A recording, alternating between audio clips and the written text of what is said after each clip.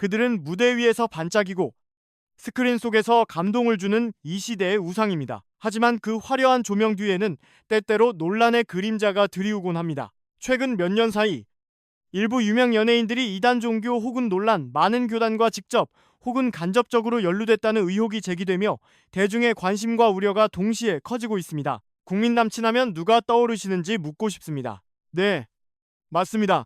박보검입니다. 응답하라 1988에서 천사 같은 채택으로 구름이 그린 달빛에서는 왕세자로 수많은 누나들의 심장을 저격했던 그 남자입니다. 그런데 이 훈훈한 배우에게도 논란의 그림자가 드리운 적이 있다는 사실을 알고 계셨는지 궁금합니다. 박보검과 예수중심교회에 대한 논란이 단순한 신앙인지 아니면 무언가 더 있는 것인지 살펴보겠습니다. 시간을 거슬러 올라가 2017년 박보검은 자신의 SNS에 예수중심 교회에 대한 게시물을 올리며 신앙심을 솔직하게 드러냈습니다. 팬들 사이에서는 믿음도 훈훈하다는 반응이었지만 일부 기독교계에서는 반응이 꽤나 싸늘했습니다. 왜냐하면 이 교회가 그냥 평범한 교회가 아니기 때문입니다. 예수중심교회는 일부 정통 개신교 단체에서 이단으로 분류되었고 병원 대신 기도를 통한 치유를 강조하며 약물 치료를 죄악으로 간주하는 등 현대의학을 부정하는 신앙 행위를 권장한다며 우려하는 움직임도 있었습니다. 특히 청소년 팬층이 많은 만큼 이 교회의 교리에 무비판적으로 노출될 수 있다는 우려도 적지 않았습니다. 종교 문제에 여러 소문까지 얽히며 분위기는 많이 묘해졌습니다. 현재까지 박보검이 해당 교단과 불법적인 활동에 연루되었다는 증거는 없습니다. 그는 공공연하게 어릴 적 병을 이겨내는데 신앙이 큰 힘이 됐다고 밝히기도 했습니다. 그러나 이 발언 역시 일부 네티즌들 사이에서는 신앙 미화 혹은 이단 홍보라는 비판으로 번지기도 했습니다. 논란이 있었음에도 불구하고 박보검의 팬덤은 여전히 굳건합니다. 하지만 분명히 말할 수 있는 건 이 사건 이후로 박보검은 완벽남이라는 공식에 물음표가 붙기 시작했다는 점입니다. 유명인의 신앙은 사생활일지 아니면 공적 영향력의 일부일지 의문이 남습니다. 특히 박보검처럼 선한 이미지로 많은 이들에게 영향을 주는 스타라면 더더욱 이 문제는 복잡해집니다. 우리는 단지 하나의 교회, 하나의 신념에 대한 이야기를 넘어서 유명인의 신앙이 대중에게 미치는 파급력을 생각해봐야 할 때일지도 모릅니다. 이어서 박보검 논란 외에 다른 연예인들의 종교 관련 사례에 대해 이야기해보겠습니다. 승리와 신천지, 그리고 연예계 비밀교단설의 실체에 대해 알아보겠습니다. 이번에 조명을 받은 인물은 다름 아닌 빅뱅의 전 멤버 버닝썬의 남자인 승리입니다. 이미 숱한 스캔들로 연예계를 뒤흔든 인물이지만 오늘의 주제는 조금 다릅니다. 2020년 코로나19의 대확산과 함께 대한민국 전역이 신천지발 공포에 휩싸였을 때 온라인에서는 K-팝 스타들이 신천지와 연관돼 있다는 설이 돌기 시작했습니다. 그 중에서 유독 자주 언급된 인물이 바로 승리였습니다. 이유는 버닝썬 스캔들에서 드러난 인맥과 사회적으로 논란이 된 인물들과의 교류, 그리고 연예계 이면의 커넥션에 대한 대중의 불신 때문이었습니다. 공식적으로 승리는 어떤 종교단체의 회원도 아니며 신천지 관련 사건에 연루된 적도 없습니다. 그의 모든 범죄는 성매매 알선, 해외 도박, 횡령 등 철저히 세속적인 범죄들입니다. 그런데도 이런 소문이 돈 이유는 연예계가 이미지 산업이기 때문입니다. 한 번 꼬리표가 붙으면 사실 여부와 관계없이 대중은 스토리를 소설처럼 소비합니다. 게다가 신천지는 그 특성상 비밀 회원제, 외부 단절, 은밀한 포교 등 무언가 드라마틱한 냄새를 풍기기 딱 좋은 설정이기도 합니다. 승리는 2022년 대법원에서 1년 6개월의 징역형을 선고받았고 그는 어떤 인터뷰에서도 종교적 입장을 명확히 밝힌 적 없으며 이후로도 신천지 관련 루머에 대해 어떤 대응도 하지 않았습니다. 신천지뿐 아니라 여러 이단 교단들이 아이돌과 연예인들을 비밀 멤버로 포섭했다는 루머는 10년 넘게 돌고 있습니다. 하지만 승리의 경우 확인된 것은 단 하나도 없습니다. 이쯤 되면 연예계 종교설은 현대판 도시 괴담이 아닐까 싶습니다. 다음은 DKG 전 멤버 경윤입니다. K-팝 그룹 DKG의 멤버였던 경윤은 JMS 기독교복음 선교회와의 연관성을 인정했습니다. JMS는 한국에서 사이비 종교로 지목된 단체이며 정명석이 설립한 이 단체는 성범죄 및 신도들을 조종한 혐의로 널리 알려져 있습니다. 2023년 3월 다큐멘터리 나는 신이다가 공개되며 JMS의 불법 행위가 드러난 이후 경윤의 가족이 경북에서 운영하던 카페가 JMS와 연관돼 있다는 사실이 알려지면서 주목을 받았습니다. 초기의 소속사는 경윤이 가족이 JMS 신자라는 사실을 몰랐으며 단순한 교회로 알고 있었다고 해명했습니다. 그러나 이후 인터뷰에서 경윤은 자신이 JMS 신자 가정에서 태어났으며 고등학교 2년 동안 JMS 문화활동에 참여했었다고 고백했습니다. 그는 다큐멘터리를 보고 나서야 진실을 깨달았다고 밝혔으며 동료나 팬들에게 JMS 신앙을 전파한 적은 없다고 부인했습니다. 또한 JMS 피해자들에게 진심으로 사과하고 안타까움을 표했습니다. 하지만 경유는 팬들로부터 거센 비판에 직면했습니다. 일부 팬들은 그가 DKG에서 탈퇴해야 한다고 주장하며 가족이 JMS와의 관계를 고의로 숨겼다고 비난했습니다. DKG 팬 커뮤니티에는 그에 대한 실망과 배신감을 표현하는 글들이 다수 올라왔습니다. 반면 공개적으로 사과하고 탈교 의사를 밝힌 경윤에게 일부 팬들은 공감을 표하기도 했습니다. 결국 논란이 지속되자 경윤은 2023년 8월 팀에서 공식적으로 탈퇴했습니다. 이번 사건은 경윤 개인은 물론 DKG 전체 이미지에 큰 타격을 입혔습니다. 마지막으로 박진영과 구원파 의혹입니다. 과거 한 기사에서 박진영이 구원파와 관련이 있다는 내용이 보도되었고 그 후 인터넷은 들끓었습니다. 박진영 부인이 구원파 지도자의 조카라거나 박진영이 성경 세미나에서 강연했다는 이야기, 그리고 세월호 사건의 그 교단이 아니냐는 의혹들이 제기되었습니다. 네, 맞습니다. 세월호 참사 당시 논란이 됐던 구원파, 즉 기독교 복음 침례회는 여론에서 매우 민감한 키워드입니다. 게다가 2018년 디스패치의 보도를 시작으로 2022년에는 박진영이 필리핀 세부에서 열린 성경 세미나에 강연자로 참석하며 그의 종교 사랑은 한층 더 조명을 받게 되었습니다. 소셜미디어에서는 JYP 전도사라는 밈까지 탄생했습니다. 2023년과 2024년 사이 SNS에서는 박진영의 신앙을 다룬 밈과 농담이 속출했습니다.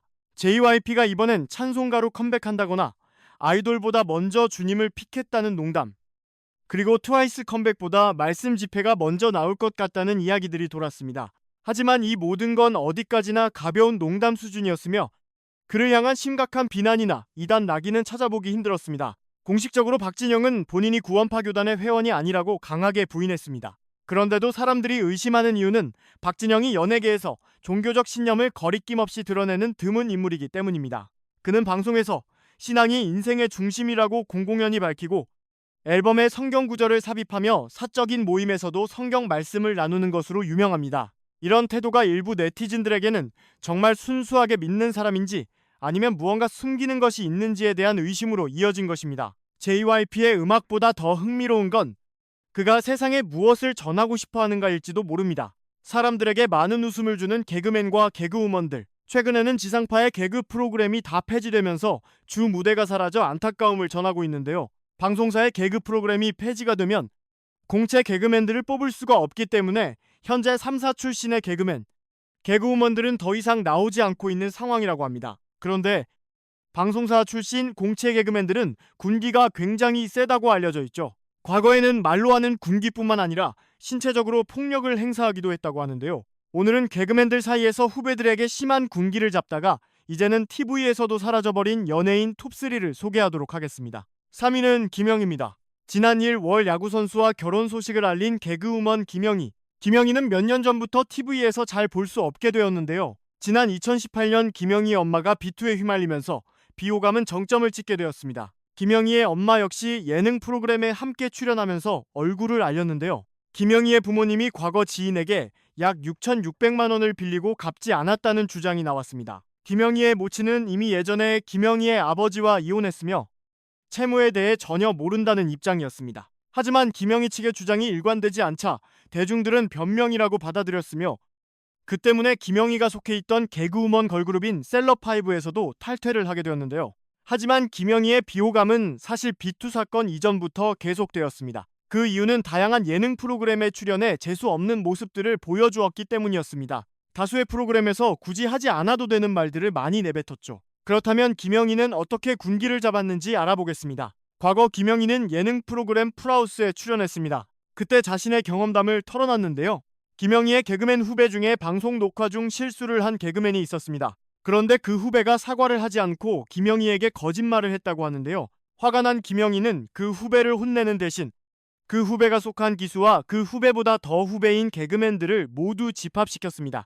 김영희는 후배들에게 여러분의 선배는 개그에 대한 열정이 없어서 실수를 했고 또 거짓말을 했으니 모두 박수를 치라면서 그 실수한 후배가 박수를 받게 만들었습니다. 김영희는 이렇게 말하면 막내들이 박수를 못 치지만 막내들 박수라고 다시 말하면 박수를 치게 되고 그래서 자연적으로 자기가 스스로 잘못됐다는 걸 인식하고 자존심이 상하면서 반성하게 되는 방법을 이용하고 있다고 자신의 노하우를 공개했습니다. 당시 주변에 있던 패널들 모두 그건 아닌 것 같고 다른 역효과를 낳을 수 있다는 반응이었습니다. 패널이었던 현영 역시 김영희에게 성격이 꼬인 거 아니냐며 한마디를 날렸는데요.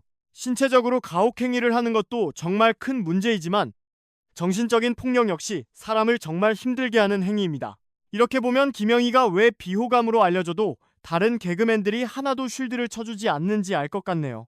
2위는 김진철입니다. 개그 콘서트에서 깜빡이 역할을 맡으며 깜빡이 홈쇼핑 등의 코너로 인기를 얻고 있던 개그맨 김진철. 김진철은 당시 깜빡이 코너로 유행어를 만들며 대중들에게 인기를 얻어가고 있었습니다. KBS 18기 공채 개그맨으로 데뷔한 김진철은 개그맨 안상태와 함께 광고까지 찍는 등 동기 개그맨들 중 가장 잘 나가고 있었는데요. 2005년 5월 후배 개그맨인 김지환을 강목으로 폭행한 사실이 알려지면서 구속되어 수감됐습니다. 당시 김진철은 25살, 후배 개그맨 김지환은 29살이었는데 KBS 공채로 먼저 들어온 김진철이 선배였습니다. 나이 많은 후배가 자신에게 제대로 된 선배 대접을 하지 않았다고 느낀 김진철은 후배들을 불러 얼차려를 시켰습니다. 이미 2005년 사건 한 달 전에도 김진철은 김지환을 후배 9명이 보는 앞에서 선배 대접이 건방지다며 마대자루로 폭행했다는 진술도 있었던 상황이었습니다. 또한 김진철은 5월 4일에도 개콘 녹화가 끝난 직후 20기 후배들을 옥상으로 불러내 심각한 얼차려를 주었다고 알려졌는데 20기에는 노우진, 박휘순, 신봉선, 유민상, 정경미를 포함한 15명이 있었으며 당시 병을 앓고 있던 신봉선을 제외하고는 모두 바닥에 머리를 박고 엎드려 뻗쳐를 시켰던 것입니다. 김지환은 강목으로 허리를 맞은 후 두통 및 뇌진탕 증세가 심해져 병원을 찾았고 병원에 입원을 하게 되며 심각한 부상을 입게 됩니다. 이후 김지환의 가족들은 합의도 절대 없고 치료비도 받지 않겠다는 강경한 입장을 보였지만 김진철 가족들의 간곡한 부탁으로 치료비만 받고 합의를 해주는 모습을 보였습니다. 김진철은 방송에 나와 눈물을 흘리며 김지환에게 사과를 했지만 대중들의 시선은 곱지 않았습니다. 이 사건은 코미디언 선후배 사이의 위계질서가 굉장히 심했다고 보이는 최악의 사건으로 알려졌으며 개그계의 군기관행을 여실히 보여주는 사건이었습니다. 사건 1년 후 개그 콘서트의 한 코너로 복귀를 시도했지만 제대로 된 성과를 내지 못했고 이후 봉숭아 학당 코너가 없어지고 생기구를 반복하는 과정에서도 제대로 자리를 잡지 못해 개콘에서는 더 이상 볼 수 없게 되었습니다. 김진철이 이런 사건을 일으키지 않았다면 그 이후 더 인기를 얻어 TV에서 자주 볼 수 있었겠지만 이후 김진철은 방송가에서 보이지 않고 매장되었습니다.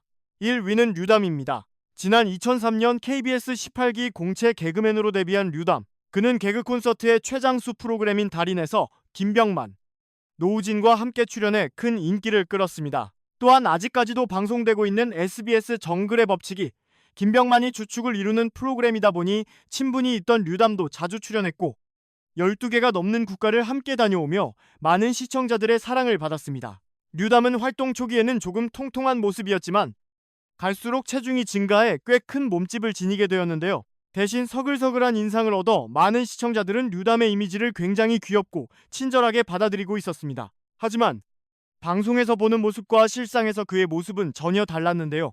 지난 2017년 KBS 19기 개그맨인 황현희와 김대범은 개콘 군기썰을 푸는 개인 방송을 공개한 적이 있었습니다. 이 방송에서 황현희와 김대범은 한 18기 선배에 대해 언급했습니다.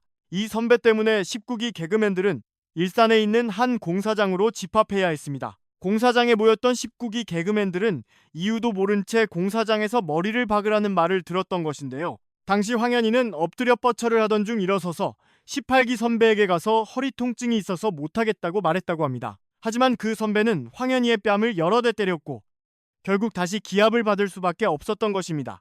이 라이브 방송을 지켜보던 네티즌들은 해당 선배가 누구냐고 계속해서 질문을 던졌는데요. 김대범이 엘모 선배라고 지칭을 했습니다. 18기에서 엘모 씨라고 하면 개그맨 이수근이 있는데요. 황현희는 그러면 이 씨라고 오해할 수 있으니 엘이 아니라 알모 선배라고 정정했습니다. 18기에는 장동혁, 강주힐, 이수근, 김진철, 서남용, 류담, 오지연 등이 있는데 알모 선배는 류담으로 거의 확실해졌습니다. 또한 장동민 역시 유튜브를 통해 개그맨 선배의 군기에 대한 이야기를 털어놓은 적이 있었는데요. 후배들을 집합시켜 2시간 동안 기다리게 한 후 얼차려를 주는 개그맨들의 군기 문화에 대해 장동민은 이 문화가 싫었다고 합니다. 그래서 집합한 후배들에게 개그 코너를 짜라고 한 후 그 위에 선배에게는 군기를 줬다고 말하라고 시켰습니다. 그러다 한 선배에게 이런 행동을 들키게 되었는데요. 선배는 장동민과 그 밑에 후배들을 집합시킨 후 장동민을 갈구기 시작했습니다. 이어 장동민에게 열받냐며 내가 열받은 만큼 후배들을 교육하라고 말했는데요. 군기 문화를 없애자고 해도 모자랄 판에 군기를 잡지 않았다고 장동민을 더욱 잡는 최악의 모습을 보여주었던 것입니다. 이 영상에는 그 선배가 누구인지 많은 네티즌들이 추측하는 댓글을 달았는데요. 류담이라고 적은 한 네티즌의 댓글에 장동민과 유상무가 좋아요를 눌러 결국 류담인 것이 사실화됐습니다. 오늘도 감사합니다. 최고로 멋진 하루 보내시길 바랄게요. 시청해주셔서 감사합니다.